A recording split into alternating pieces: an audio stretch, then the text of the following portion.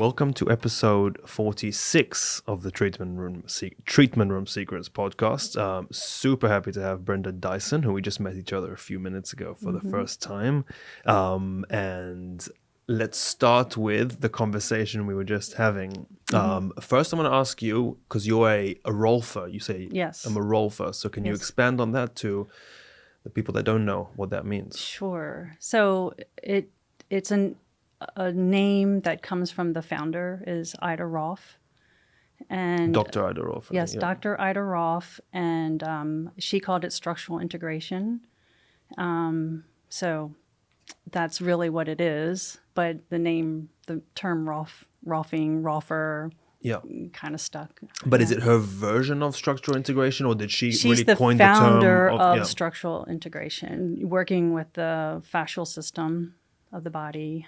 And it comes out of yoga, her experience with yoga and working with a friend. I think she was in a car accident or hit by a car or something, and she was using hands-on yoga work with her, and then developed this system of working with the fascia to help her injuries to heal, to help her to gain function back. Do you practice yoga? I do. What would that mean, like hands-on yoga? Well, if I were to try to get you in a certain position and you couldn't get there, well, then I can feel where the restriction is in your body and help to release that by working with the fascia. But we don't generally think of, I'm trying to get you into a yoga pose. What we do is we look at how the body is functioning, how it's integrated, and how it's trying to get into the pose, or how it's no, just how it's trying to be in the world, how it's trying to be in the field of gravity. Yes, and so we watch people in standing position. We watch them walk, maybe do some movement just to see where the restrictions are. Have them lift their arms over their head. Does one arm lift more easily than the other? And then see where the restriction is in the body. And we don't always work at the site of where the restriction is initially, because we're looking at what's the whole picture. Is the reason why their head is off to one side or tilted, is their shoulder higher on one side because something's going on with the spine? And then, maybe there's something going on with the pelvis. Okay, well then how is their feet making contact with the ground? Why is the pelvis out of alignment? Yeah, so we look at the whole picture. As soon as anyone starts speaking about those things, the only thing that goes through my body is like kind of correcting myself. Yeah, right. Okay, so you've it's a very quick, so it might be a challenging one. But have you noticed anything about me? Don't be afraid to hurt my feelings. Well, you have an athlete's body. Okay. Yes, and you're tall. But I didn't actually watch you walk or anything. You do seem to have your left shoulder up a little higher, but it's hard to tell because you have your elbows on the chair. That sounds correct, yeah. Yeah, your eyes are pretty even. Yeah. Your zygomas are pretty even. Your left one is a little bit more prominent. What is the zygomas? Oh, the cheekbone. Oh. Yeah. And your jaw is a little tighter on the left. So, yeah, I would probably kind of start over on the left side, just looking at that. All right. Yeah. My jaw's tight. Okay, so that's good. That's good to know. So I asked if you practice yoga because is that something that you think helps you when like approaching structural integration, like having practiced yoga? Because is every rolfer also a yogi?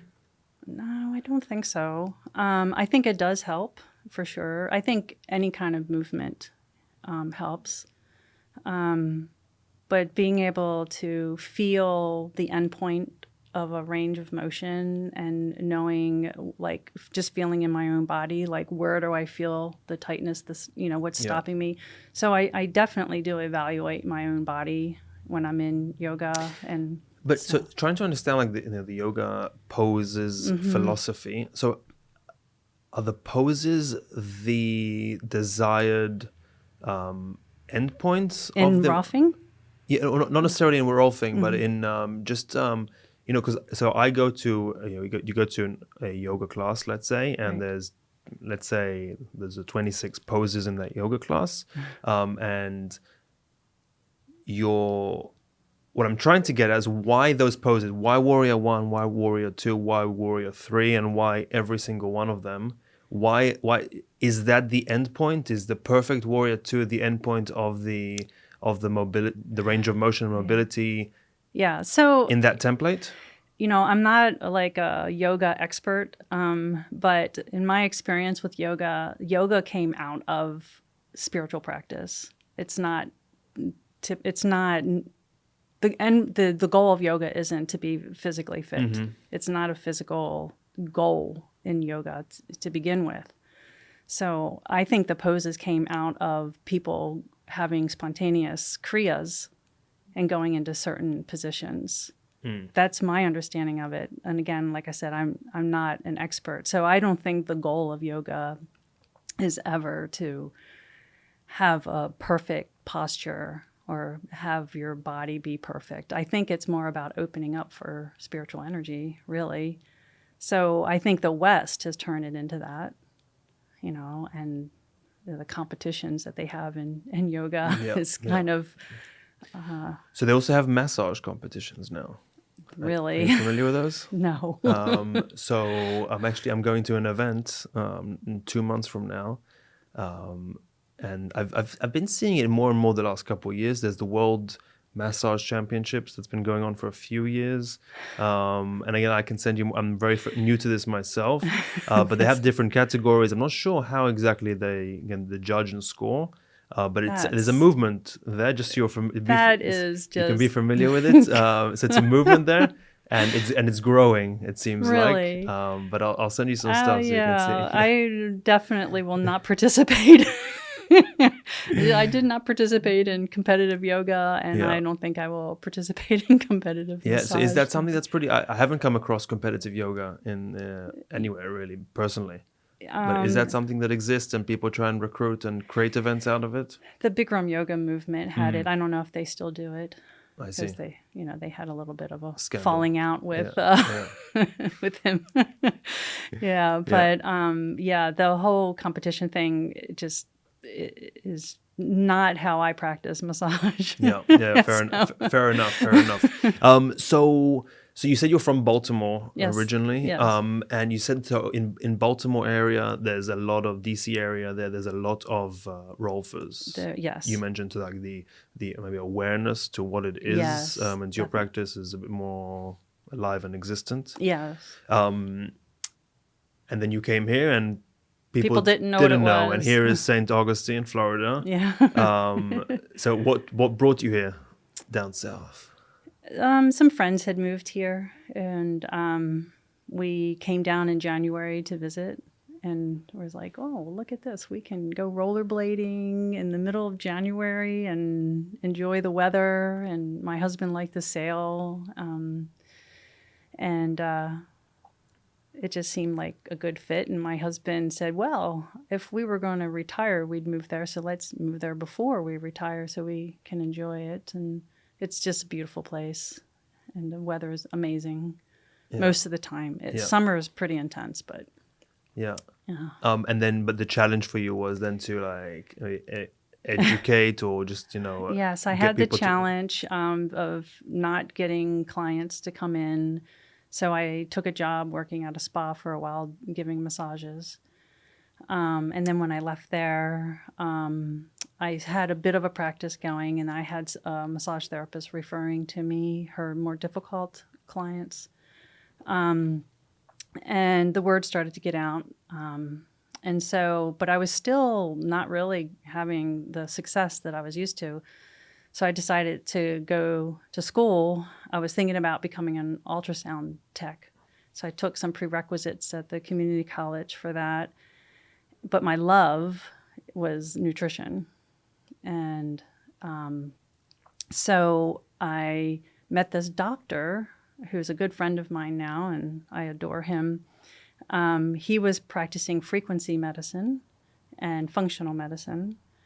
And and he had a device called an on-demand, which was a frequency medicine device, and I wanted to experience it. So I discovered that he had it, but I was having a really hard time getting in touch with him.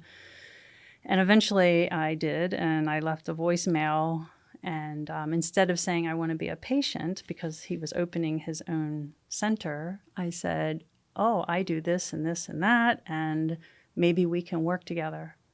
And that's what happened. And then I started getting more clients, and he and I just really clicked. And so then I started getting referrals, and once the word got out, what I was doing and what I was capable of doing and helping people, and that I was different than a massage therapist, I started getting more and more referrals.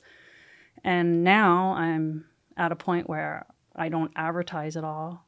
And all my clients come to me through referral, either through my existing clientele or from chiropractors, acupuncturists, physical therapists, some, MDs and DOs. So for people like that were in your shoes today, who that you were in 20 years ago, is it like it sounds important to create a network of other practitioners in other different their areas, so that you can live off the same ecosystem? Because the truth is that I'm guessing a lot of people will need to see a few practitioners if there's some problem going on. And I call them my team, and I have people in the community who practice different modalities, and I trust them. So if I need to refer out, or if they need to refer to me, we have a team. So do you refer to yourself as an alternative medicine practitioner? No, I don't. Because I mentioned it because that's what, when I Googled you, it came up on Google. I liked it. I liked it. Yeah, it's fine that's what it is. But I don't know. I kind of like the idea of us not being alternative. It's like what we do is what doctors used to do. Doctors used to touch their patients. They used to talk to them about their diet, nutrition, herbs, and now it's called alternative. It's so I like to think of it as not alternative. Just medicine practitioner. I mean, I can't really call myself that, because legality, but I'm a licensed massage therapist, and that gives me the license to touch people. And then I have a master's degree in nutrition and So how does that come into play? Does it do you see that is it together when you're approaching Sometimes, yeah. I have people who might make appointments with me just to specifically talk about their diet, nutrition, or ways that they can change to improve their health in some way. And then sometimes it just comes up in conversation while I'm working with them. And so I figure they're paying me for my time, so I can work on them and give them some information. And if they want to go further and deeper with it, we can. Nutrition is such a big topic, has been, is been, will be, right? Yes. And, I understand how people don't know who to believe. They don't know what to believe. There's so much information and so much. Yes. And I don't know if you want to get into this topic at all, but I figured out pretty quickly when I was working on my master's degree, because we did a lot of reading of research. And, I was under the impression that if anything got published in a peer-reviewed journal, that it was the truth, or at least it was an approximation to it or an attempt to be truthful. But I soon discovered that there are players that get published, people who do not have the desire to find the truth, but to actually publish information that they want out. So they have what they want the results to be of a study before they even do the study, and then they get it published. And unfortunately, that's what gets told in the news or makes it on the headlines. So there's been an attack on things like vitamin D for quite a bit of time. So I watched this documentary. I forget the name of these two guys, but two guys in academics who kind of they realized this problem suddenly out of nowhere, having had so much belief in the system. Have recognized this problem. So they started doing the same thing, but from almost like a self-expose. Yeah. This is what we were able to get away with. Yeah. And it was scary. Yes. Really scary. It is. Yeah. And it's really disappointing. Yeah. So what do we do? Like how do we know what to trust when it comes to nutrition? When it comes to nutrition, because again, because papers are published in every topic. Yes. Right. Right. Yeah. But so we'll stick to nutrition. So what should we do? Like, what are some things that we can do to at least ensure that we're not harming ourselves? And like vitamin D. Right. I'm assuming it's something that we should want to consume. Yeah, yes. Even if there's a paper saying that we shouldn't. Right. Yes. And the only thing that I can say that people can go on right now is, how are the people benefiting from the information that they're giving out, right? So if they're authentically telling you something that because they care about the health of the population or their clientele or their patients, then they might be benefiting because, that's their job. They might be a doctor or, a nutritionist, and they do get paid to be that. But are they getting millions and millions or billions of dollars because of information that they're giving? So, if I use the term big pharma, but that's basically what they do, is they put out information that vitamin D is harmful or it's not helpful. Yeah.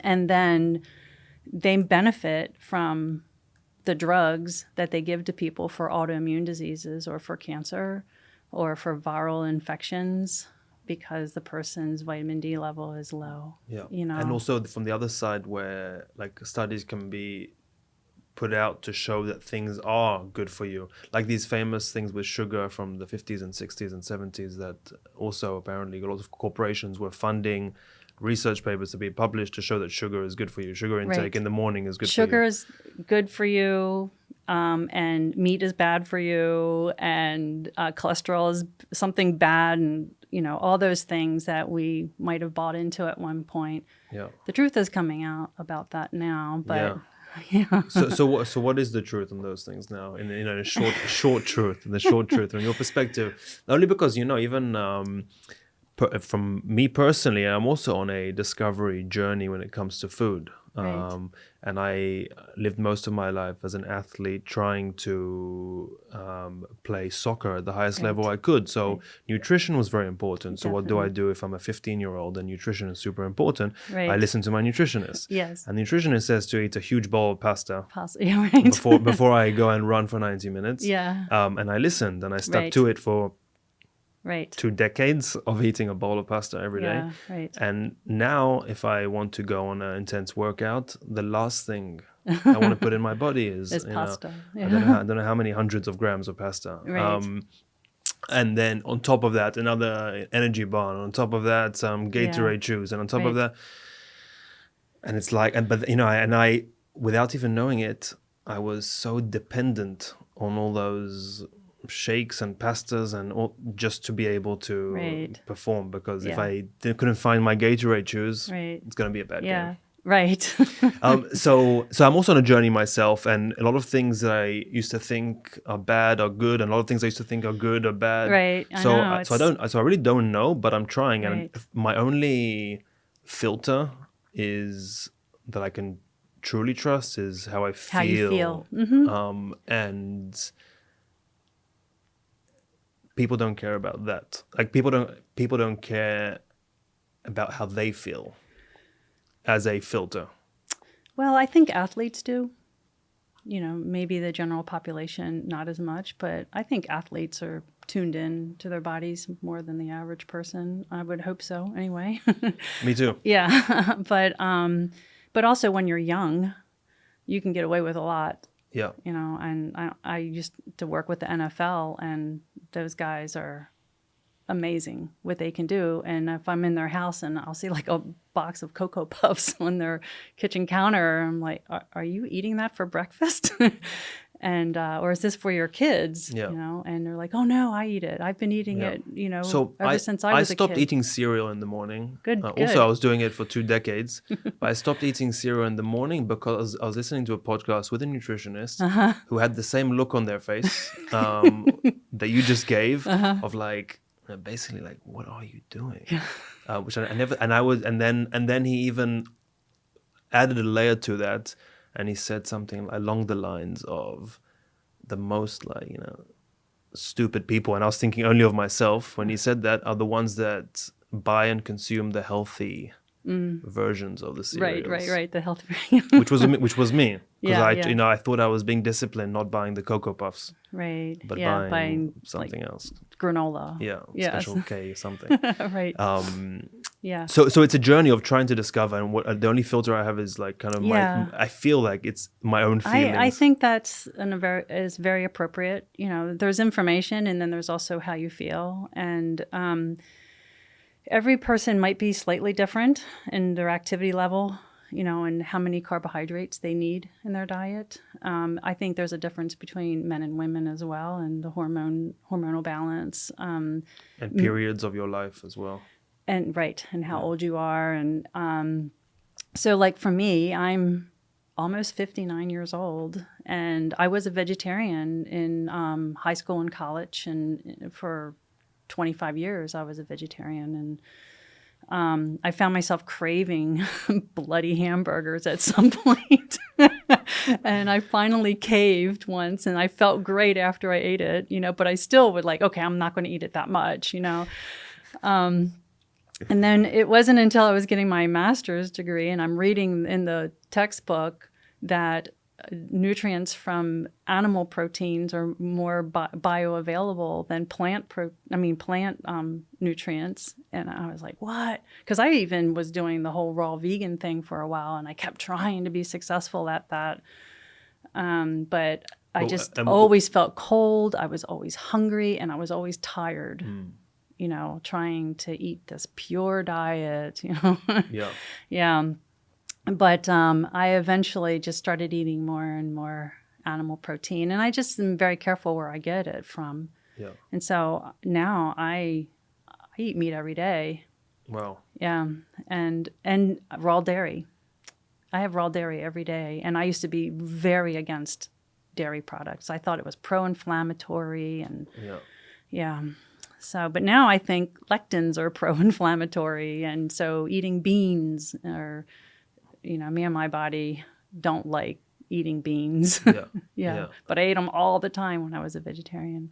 Yeah, it's so interesting, and you kind of answered the question I'd like to ask at the end of like something maybe you changed your mind on. And that's a good answer. That absolutely would be my answer. Being vegan for 25 years and then eating meat. Well, I wasn't vegan, but I was vegetarian. Oh, vegetarian, sorry. Yeah, I was lacto-ovo for most of it, and then started to take the dairy out, and But the one thing that I've been pretty consistent with.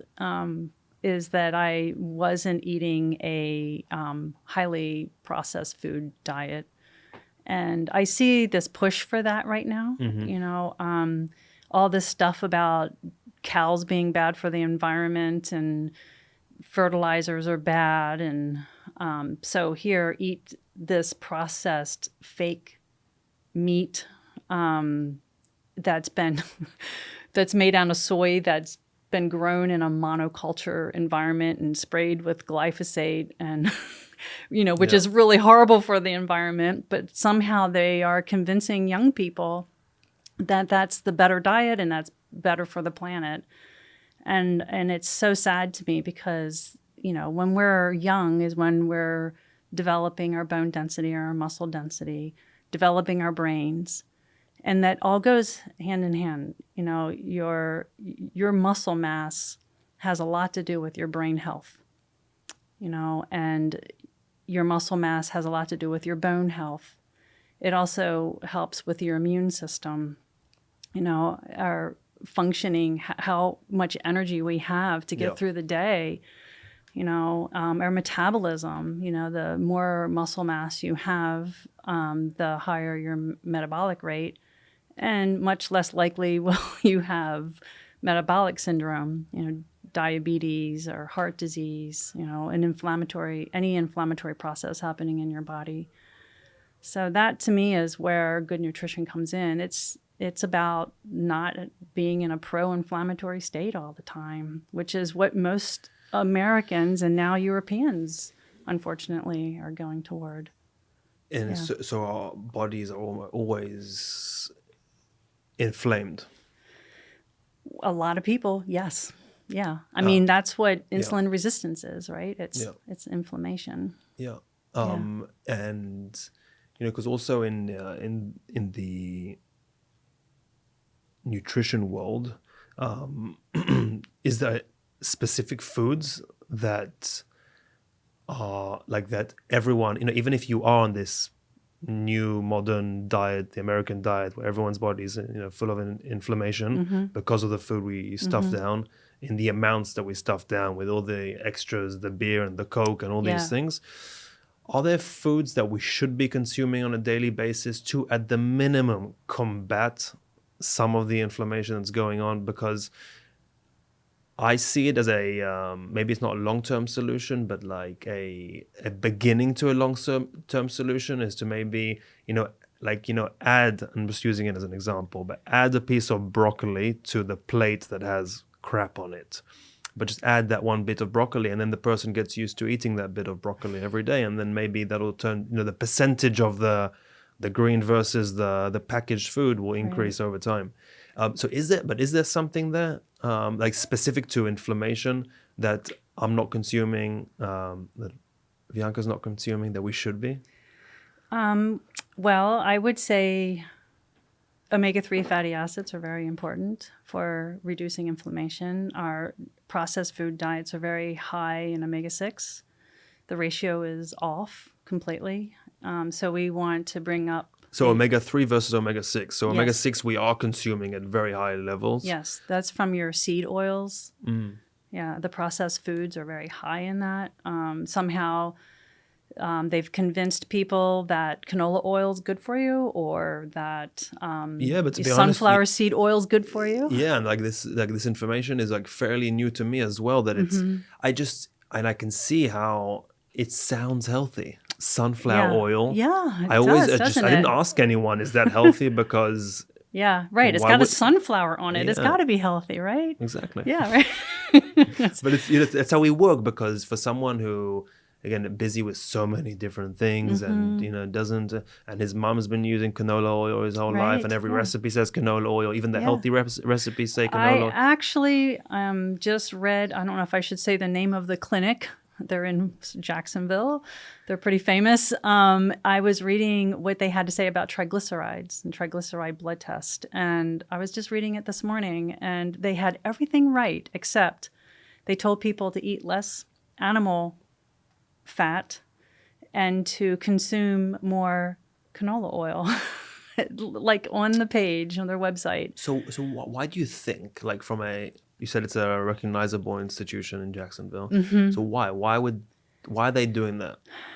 I don't know. I think it was just assumed to be correct. There's probably a lot of peer-reviewed journals out there that say that. I see. Yeah. And I have a lot of friends who are doctors, and they're brilliant people. And most of them, well, anyway, if they're my friends, they're doctors because they care about people and they want to help them. Yeah.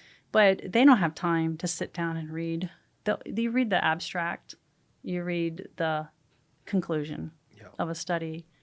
We took classes specifically to learn how to analyze a study. And I'm sure the doctors learn that in medical school too. But once you're practicing and you're seeing 400 patients a day, you're not able to, read...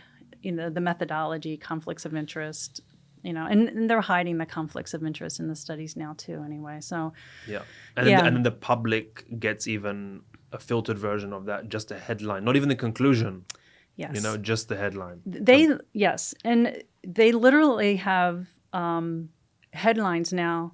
And if you read the paper, just in the mainstream news, it doesn't even say what the headline says.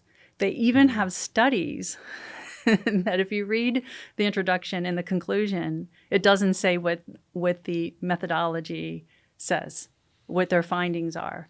And that happened a lot during COVID. You know, they say, oh, this isn't good for you. This doesn't work. But then if you actually read the study and saw the data, like, wait a minute, the data doesn't match the conclusion. Yeah. Yeah. So it's kind of crazy. It's tough. Is there a company out there, a resource out there that you're familiar with that tries to filter the publications? That is an excellent question, and I think that would be an excellent thing for some of these data scientists to get into. There's some amazing scientists now that have Substacks and podcasts, and they actually were surprised. You know, there was a big wake up call that happened recently. And I have written, little notes on their Substack. Hey, why don't you start a journal that actually analyzes the research? And I really hope that someone steps up and starts to do that, because they're all captured now. So we want an uncaptured scientist, a team of scientists analyzing those things and going through them. Yeah. So you said back to nutrition. You said that the American diet, and now also lots of the European diet is very inflammatory. It's getting there, yeah. And is it? What I'm trying to get at is, I see people out there who they say that they're struggling, but they're doing all the right things, or they're not eating that much. They're very religious with the calorie intake in the morning and this at nighttime, but they're not getting the results because, again, the gut is still there, and the feeling cold, like different symptoms of just not feeling good with yourself, but you're doing all the right things, and you feel kind of better when you don't have all those limitations in your diet, when you just being normal. All right, you might put on a couple of pounds every month, but at least you feel fine. So do you see more? I haven't run across that person. So I kind of, and again, I'm not with these people 24/7 like Big Brother and see what they really do behind the scenes. But it just seems to me that there is a portion of the population out there that has the ability to really feel good because they have the discipline and ability to listen and adhere to things and be disciplined about it. But if you're disciplined about everything, but you're still consuming seed oils every day, and you're not intaking enough animal meat, and so you're doing all the right things based on what the information that was fed to you, but you're doing all the right things, but you're not getting the results that you want. So I'm trying to get at, so you're saying you don't see many of these people. So what type of person? No, I don't see the person who says they're doing everything right, and they don't feel as well. But then when they go back to eating unhealthy food, they feel good. I haven't met the person that feels good eating the unhealthy food. Maybe emotionally for a short period of time, maybe, but I don't think overall they feel good. But so your question is what? So the people that you see, maybe the common problem that you see amongst people that come and see you, what are they looking for? What guidance? What help? When it comes to nutrition? Well, I would say probably 90% of the time it comes down to the gut health. For a lot of them, people come in with autoimmune disorders. Hashimoto's is very common now, or inflammation in the joints or pain in their body. I mean, because I'm a body worker, so they're coming in because they don't feel well with the pain. But then also we look at people with fibromyalgia, for example. So it has an education about gut health. Is predominantly where I go with that, and then also changing their diet to a less inflammatory diet. But people can develop sensitivities to food, and it can be a healthy food. Like you mentioned broccoli earlier. I've had a lot of people have sensitivity to broccoli or to cauliflower.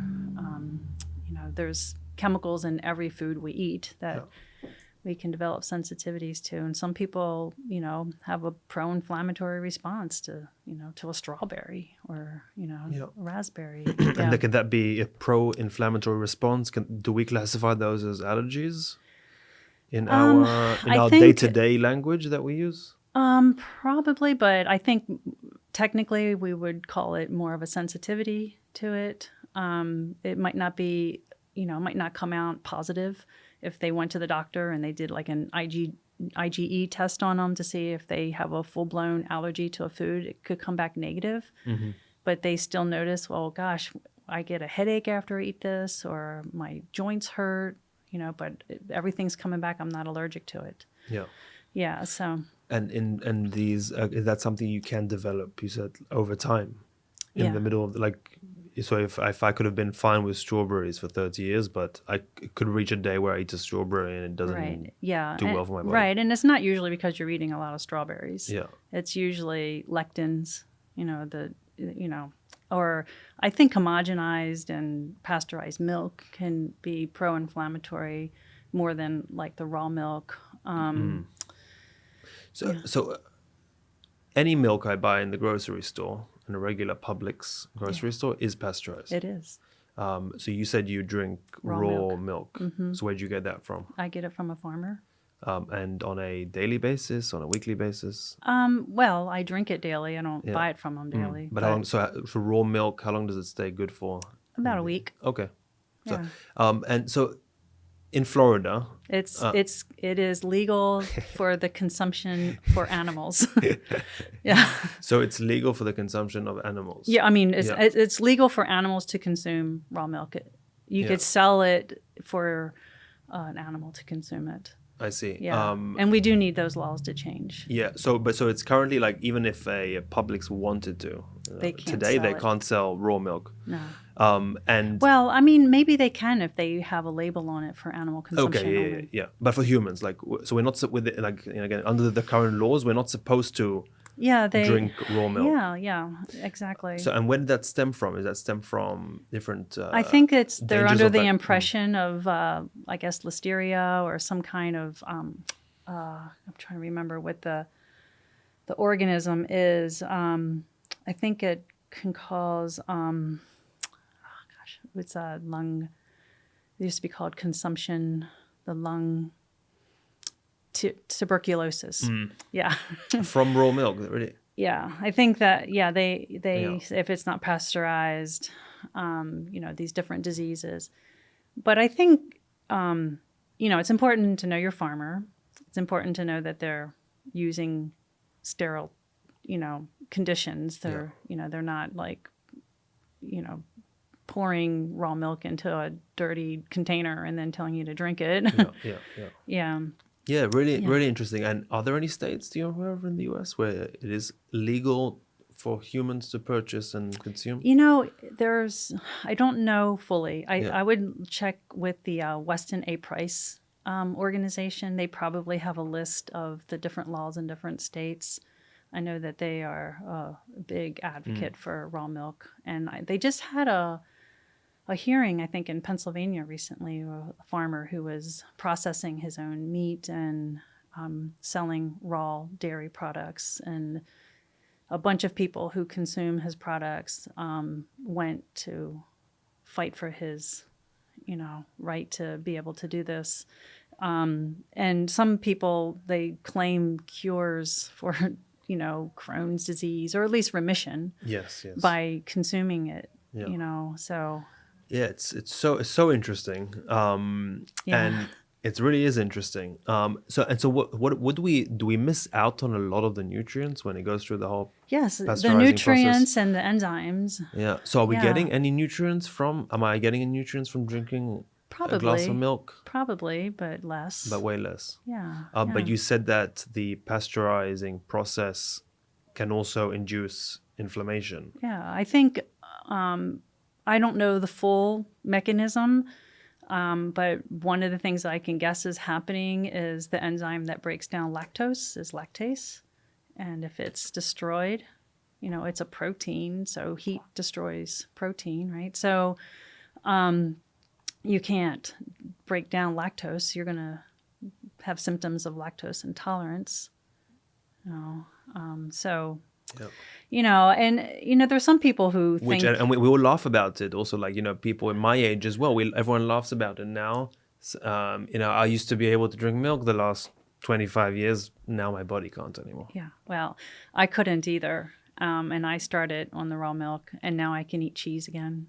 Wow. Yeah. Yes. And I don't eat a lot of it, but I enjoy it. And it's, and like I said, at my age, I want the calcium. And do you feel good? I feel so much better than I used to feel. Yeah. I mean, when I was in college, I was an athlete. I felt really good. I was a vegetarian athlete. But, what sports? I played volleyball. I played softball. I ran track and field, or I competed in field events and ran. Yeah. Yeah. Nice. Yeah. What event in track and field did you do? I went to this amazing community college in Baltimore County, and we only had 4 girls on our team. So I did almost every event. That's fun. And we won.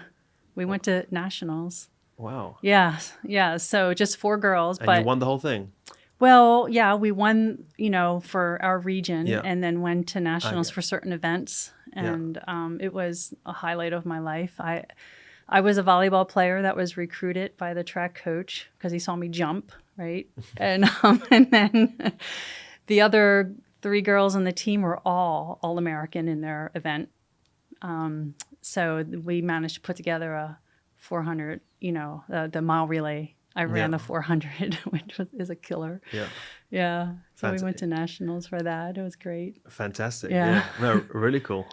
So nutrition. So do you see a world where do we get to at least experiment more and get introduced to more things like raw milk that we don't? I do. I think it's going to be a fight. I think we have to, people are getting more educated, despite all of the craziness and how we're getting our information. And it's going to be a fight. But I'm very hopeful. I'm hopeful for the future of the world. I think that people want to be healthy. They want to feel good. They want to have their best life, and they want other people to have their best life too. And we're not robots, So I feel like people are starting to really get way more interested in health and nutrition. We have a gym here. It's a really good gym, and you go in there and there are so many healthy people in there. It's, of course that's a selective, community, but it's pretty popular. There's a lot of people there anytime during the day, and, when I was the age that I see some of these young women in there, and they're in there lifting weights, and I mean, they're lifting heavy. They look good, they look healthy. When I was their age, I was laughed out of gyms. Girls don't do that. What are you doing lifting weights? So I think the word is getting out despite their best interests. I mean, their best attempts and suppressing it. Super interesting. And also, like, just coming from the perspective of a body worker, as a body worker, you might be working with someone to, cure tension or get release tension or, work towards eliminating inflammation. But you can also see the nutritional aspects of it. Like if this person is only, shoving down inflammatory foods down their body, as much as maybe massage you can do for that person, like it's still going to be, you're still putting that force on yourself that it doesn't have to be there. Yeah. Well, and I can feel it in the tissue, and there have been times when I've doing a rolfing session on someone, like, so how many Mountain Dews do you drink a day? And they're like, what? How did you know? I'm like, it's in your tissue. I can feel it. Yeah, the fascia starts to take on it almost feels like a slick plastic. And that's not specific to Mountain Dew, I'm assuming, but specific to a large amount of inflammatory foods? Yeah, but there's something kind of interesting about Mountain Dew for some so a reason. specific Mountain Dew, yeah? I thought you Yeah. just meant like generally like a Like, sugary, a lot of sugar. Generally, yes, but yeah, there's something. Yeah, I don't know what it is, and That's funny. I used to teach at a college, the same one that I went to. I actually ended up going back there after I got my And you said you degree. loved it, right? I loved it. I taught a class called Life Fitness. So we talked about everything, and then we also did exercise, and every once in a while I'd have a class that was for people who considered themselves overweight, and so, I didn't want to have the approach, okay, the whole purpose of this is to lose weight. I wanted the purpose of this for you to feel really good in your body, to feel healthy, and so I said, I'm going to have you write down on a piece of paper the answers to these questions and put your name and your age and your gender and all that.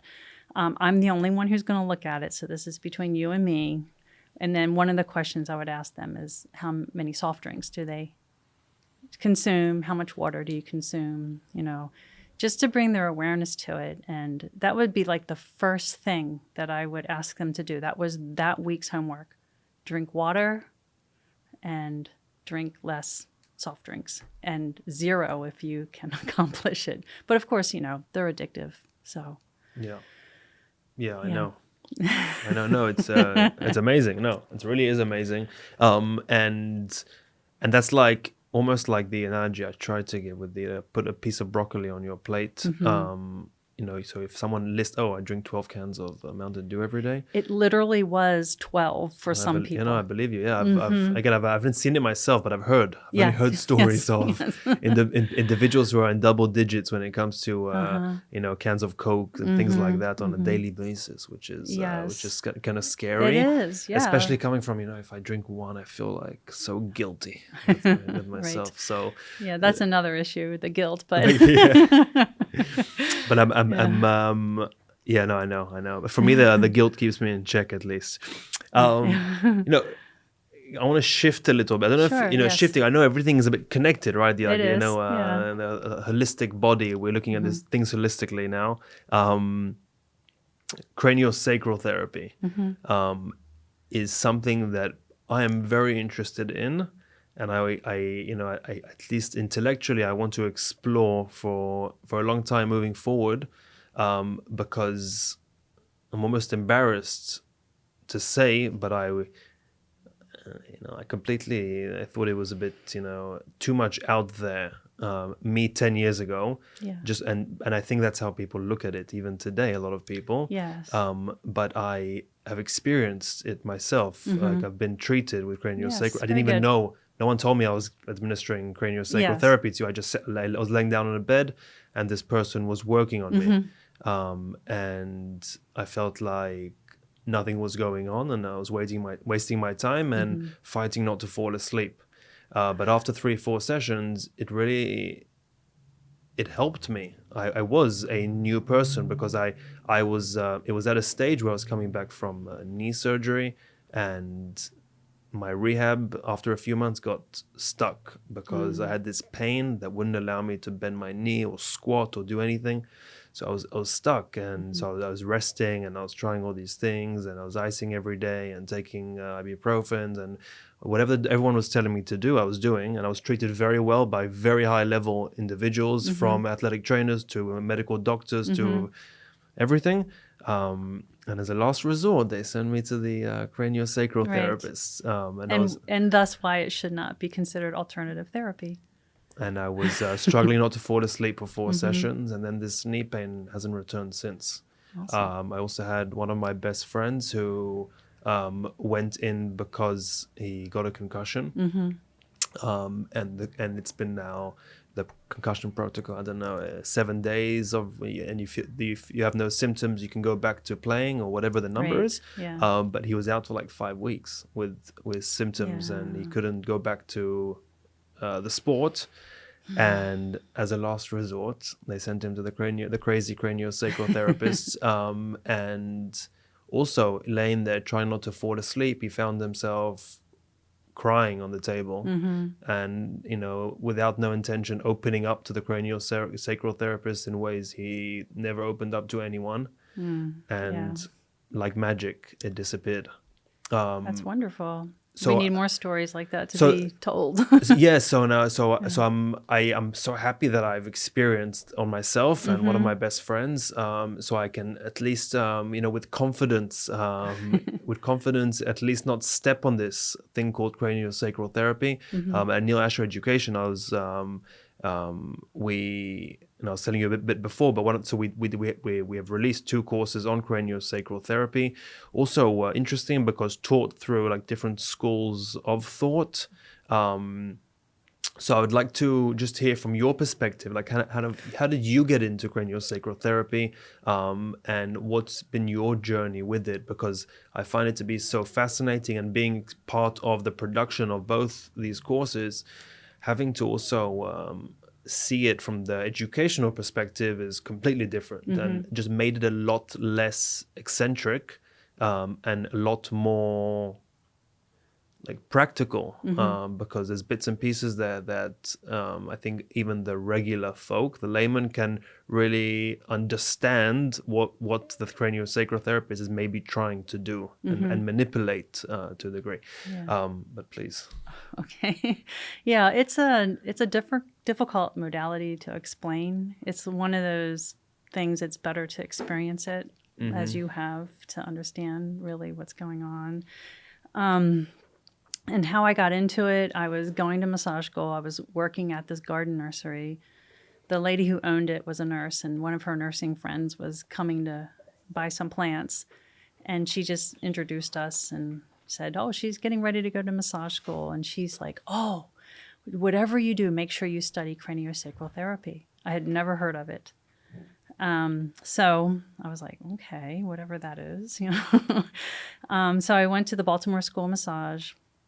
The founder of the massage school was very well versed in many different modalities, and very interesting man, and pretty great. And so during our last semester, he went over different modalities that we might continue with, and one of them was craniosacral. And he mentioned a teacher. And when he said the teacher's name, for some reason, I had a visceral reaction to just hearing this teacher's name, which I thought was really very interesting. And I had received some craniosacral from my partner in massage school. And during the session, she had her hands underneath of my occiput, and she just had my head rested on her hands. And I was just, not thinking anything, just resting. And I felt this sensation go all the way down my spine to my coccyx and all the way back up to my head. Like this, it was like a like a flutter all the way down and back up. And she said, oh, that's great. I'm new to this. And she felt it too, so I was like, okay, that's not my imagination. So that, of course, piqued my interest even more.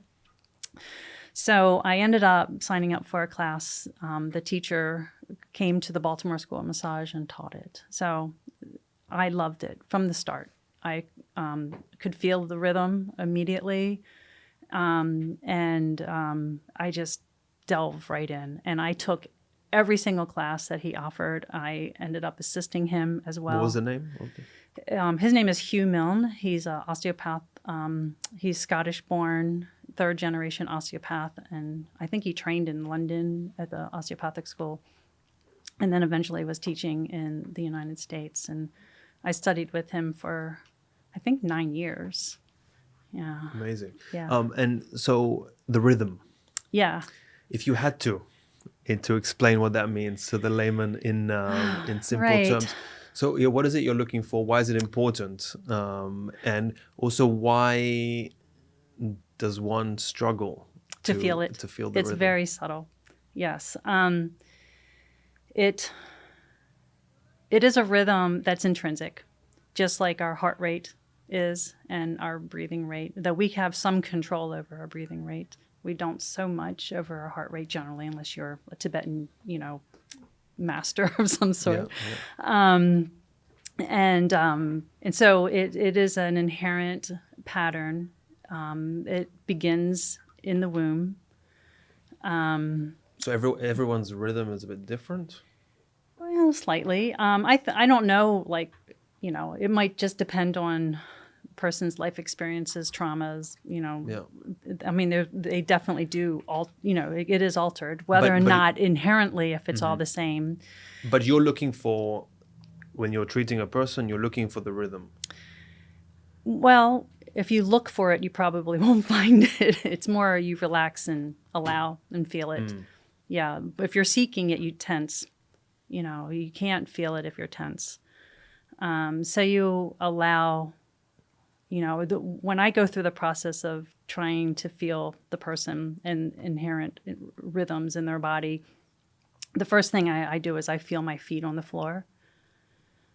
I feel my body weight in the chair. And then I relax myself as much as I can. And then I just allow what I feel to happen. And then eventually I'll feel a rhythm.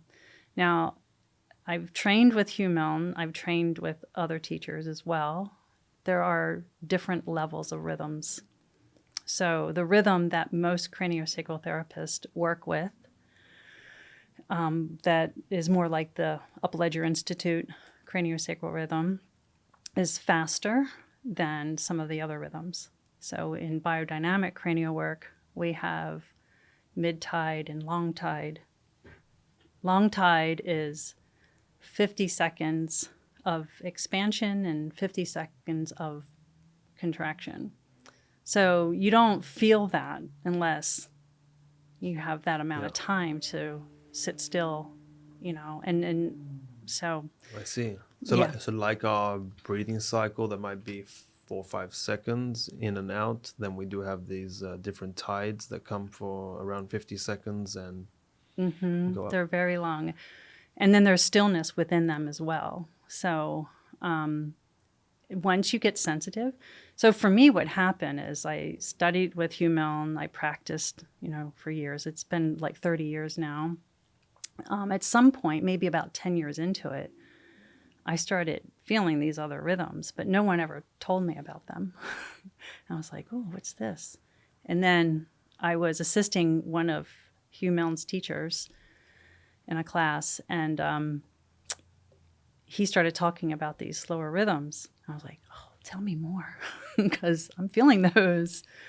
Yeah, and so it ends up that one of the osteopaths that was the first person to really talk about craniosacral work started feeling those rhythms too, and he was teaching that to his students, but it was sort of a lineage, word of mouth lineage. It wasn't written in a textbook lineage. Yeah, so the second teacher that I trained with, he was part of that lineage. Yeah, so that's how I learned it. There has been a textbook since then that has gone into the biodynamic. Now it's more known. Yeah. So, and do people come to you for craniosacral therapy? Yes, absolutely. Yeah. And do you find it something people are more open to than? Well, like I said, I don't advertise. Yeah. So all of my clients are word of mouth. So people who are referring them have had experience with it. So I do have people who are like, oh, I want to get rid of that headache, or, see if, do I have to have migraines every day? So, okay. So one thing is the rhythm, which is a concept that is, I think it is fair to say that it's difficult to grasp. Even conceptually, I think it's difficult for many people to grasp. Yeah. But the concept of, like, again, coming from the production of the educational material for this, for the courses that we did, is showing the skull and the different, the puzzle pieces that put together the skull, and how they do move, and how they can be encouraged to move in certain directions. It does have an effect on us. Yeah. And it's it's microns, the amount of movement. And I've actually have come to the feeling that there's more going on than the bones in the skull moving. Yeah. There's a lot of tissue. involved. And so you're even strengthening my point, just like Yeah. using that as an example to get rid of the eccentric, like woo-woo cloud that's around craniosacral, because even if it's we're moving what is the term, microns, like moving little bits that we can't even see, we can't even barely feel the bits that we're moving, for the regular person that's not experienced in it, but understanding that if you did zoom in, you would see these things move. And I think if you saw these bits and move, then I think that would eliminate more of the of that cloud of uncertainty around it. Because I think that we're talking on the previous podcast about chiropractic medicine. So I think from the patient's perspective, coming in and receiving a chiropractic treatment, even if it's the stereotypical neck crack or back crack, you at least feel immediately that you've received care and treatment for that area. Right. But so it's definitely more noticeable. It's definitely more noticeable. But again, it's going back to me laying on the craniosacral therapist's bed. Again, fantastic that it did help me after a month, but I wasn't sure that it would, because at the back of my mind, I am thinking like, is he doing anything? Right. And you weren't paying him. You were an athlete of it. Exactly. Yeah. Yeah, and that is something I do run into when I have someone on my table who is paying me for the session and they don't really know, what's happening. So I tell them beforehand what I'm going to be doing, and sometimes what I'll do is I'll stick it on the end of a rolfing session or a massage so that they get a little taste of it. And then the next time they're like, what was that you did? Can you do more of that? That felt really good. It was so relaxing, So I do have to introduce people to it sometimes if they're paying me and they think I'm just sitting there meditating with their head in my hands. Yeah. Definitely. But, some of the craniosacral that I do is more robust, more direct. Like there are holds where I'm very softly spanning their forehead to hold their sphenoid, but I have my fingers in their mouth and I'm hooking the back of their teeth on their maxilla and I'm pulling their teeth anteriorly to try to get the sphenoid to release. So they definitely feel like I'm doing something at that point. Yeah. And usually they're like, oh, wow. Like I feel a little clear-headed. I feel better, but when I'm doing more subtle stuff, it's usually with somebody who I've either worked on before, I've educated them a little bit about it. And, and I used to work with NFL players and, they're concussed, and they'd come in for a massage and not tell me that they had a concussion in the game on Sunday. Here it is Monday morning. And I had one player, I remember, he was face down. I was doing regular, kind of sports massage with him. And he turns over and he's very quiet and I'm working on his neck. And I said, wow, you're really tired today, huh? And did you have a rough game? And he's like, oh, yeah, I have a concussion. I was like, dude. Like I should not have been like ramming your head into the front of the, in the face cradle, and I said, do you mind if I switch over to doing something much more gentle, and of course I wouldn't do any direct technique on anyone within a time frame of receiving a concussion, but just putting my hands on him and then sensing into the system and into his brain, I could feel where the concussion was. And all I did was just try to dissipate. His headache went away. I was probably 15 minutes into it. He's like, wow, my headache's gone.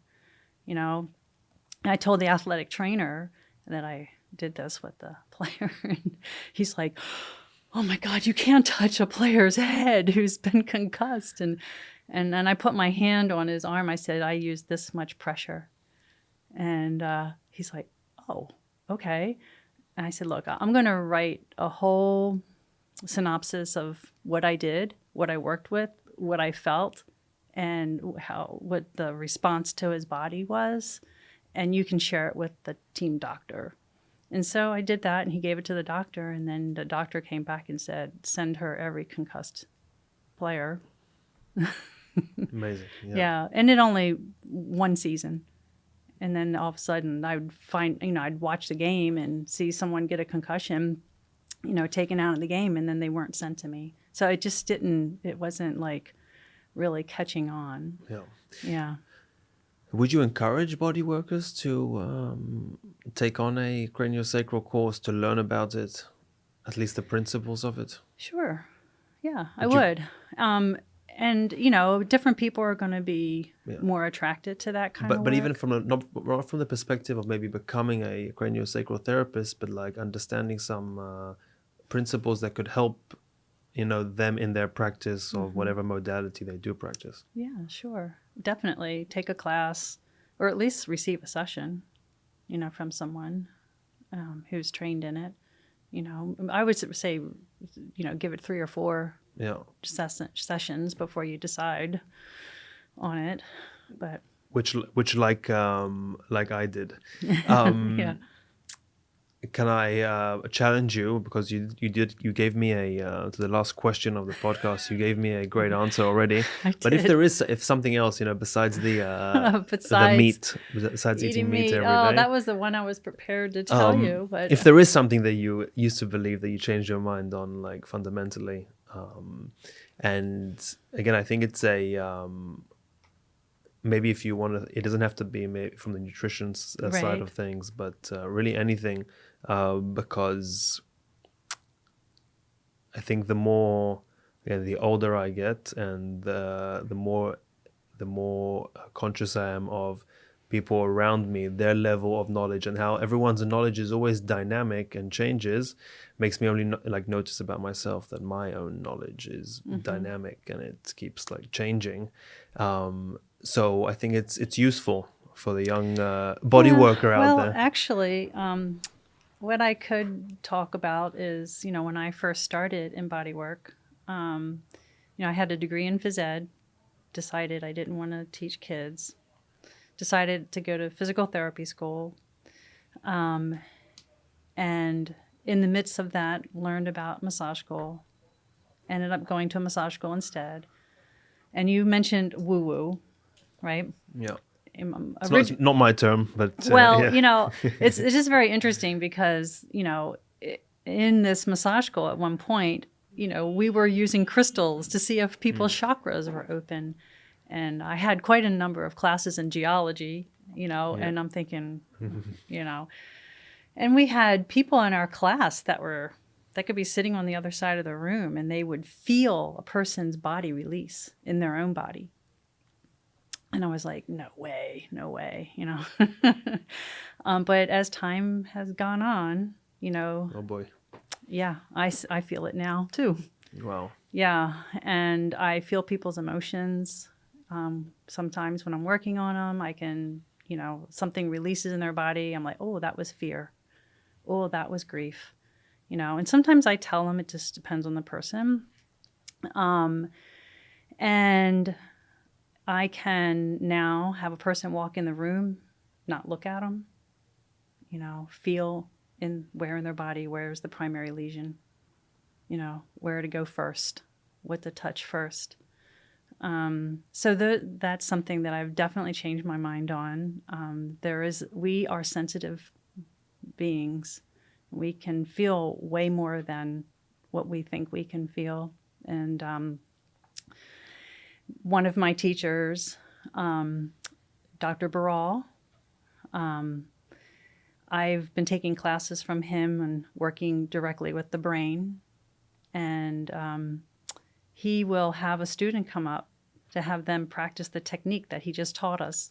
And he'll stand next to them, not looking, not touching them, just standing next to them, and can tell the practitioner when they've contacted the structure in the person on the table.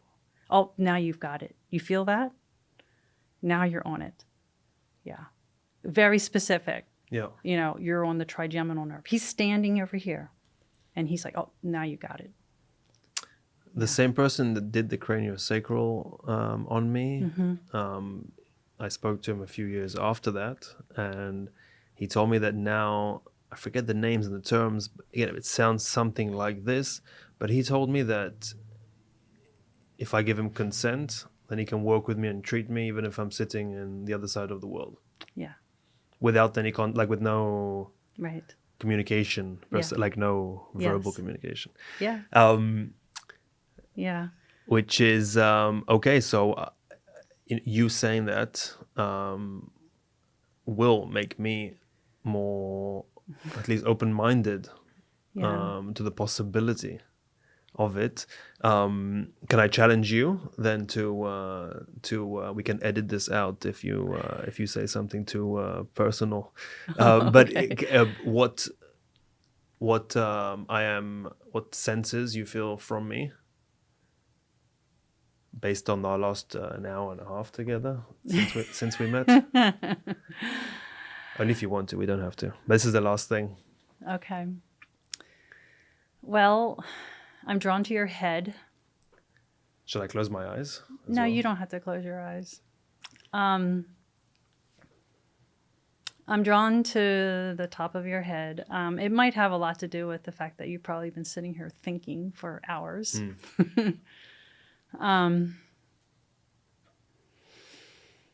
I feel that there's an emptiness in your pelvis. I feel there's an emptiness in the legs, so I feel like you probably need to be grounded. So I would probably start my session with you either at your feet or at your sacrum. And I would just feel your energy becoming more embodied in your feet and your legs. And it's surprising to me that I would feel that, because aren't you a soccer player? I haven't played soccer in like 4 years, 5 years, 6 years. Okay. So maybe that's why. Do you run? I do run, but not enough. Okay, well, I am also pulled to your left knee, left shin. Yeah, so I probably, would start with your feet, your legs, and work from there. I'd probably go from your feet to your sacrum. Like if I was having a treatment plan in my mind, what I would do. Yeah, that's what I would do. And now I'm feeling a little bit inside your left ilium, closer to your spine is probably psoas on the left. Very interesting. Yeah. I definitely do have. Is it my left? I'm trying to think. So it is my left. You said emptiness in my pelvis. So the left side of my pelvis, if I stand straight, and this I learned from yoga, like doing yoga shirtless, if I'm in a mountain pose, if I close my eyes and do it the way that just feels intuitive to me, and then I open my eyes and look down, I can see like a little curvature. Like there is an tilt, but to the left. So all I have to do is, like, if I just brought my left pelvis a bit forward and in. And that's what I feel that aligns my body when I bring it forward and in. And if I don't, then I feel like it's almost like someone is pulling my pelvis backwards just a little bit. Okay. Yeah. It seems like if I feel your right psoas, I can feel it very strong all the way up into the lumbar vertebrae. And then the crus of your respiratory diaphragm interdigitates with the psoas tendon, so it affects breath too. Yeah, so I can feel like this stronger feeling on the right on you than on the left. There's like not quite as strong on the left for some reason. Very interesting. All right. Yeah, but when I put my hands on you, then I would could zero in a little bit more on that. Yeah. Yeah, but does it?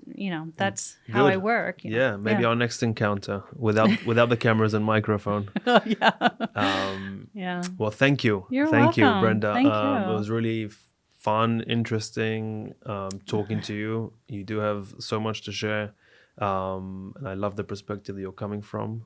Good, thank you. I I thought we were going to talk more about bodywork, but no, yeah. So maybe next time. But it's a lot of food, no pun intended, for thought for me, but also for anyone listening. Because I do believe, and it can't be only me, and it can't be only you, that are on an ongoing journey to kind of figuring it out, right. Whatever it is. Yeah, and I hope I don't get you in trouble by mentioning some of the controversial topics around vitamin D and whatnot. No, it only helps. Don't worry. No, but it is. It's important stuff. And also from the perspective that we're coming from is we're trying to explore together with whoever we're sitting with, whatever truth is at this moment, or as close to it as we can get. So I think that it was phenomenal and useful. So thank you very much. Thank you. And That's wonderful. Until the next time in St. Augustine. Okay. Thank you, everyone.